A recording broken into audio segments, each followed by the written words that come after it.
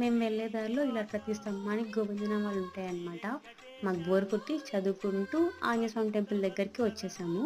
అక్కడ ఒక కొబ్బరికాయ కొట్టి దండం పెట్టుకొని అలా దారిలో వెళ్తుంటే మాకు ఈ జింకలు కనిపించాయి.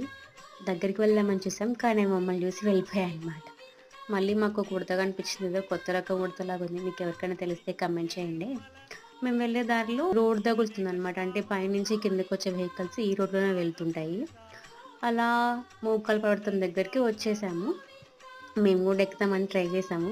చూడండి, దీపు మామ ట్రై చేస్తున్నారు. ఎక్కేసాం. అంటే ఆల్మోస్ట్ ఒక 20 స్టెప్స్ దాకా ఎక్కాము.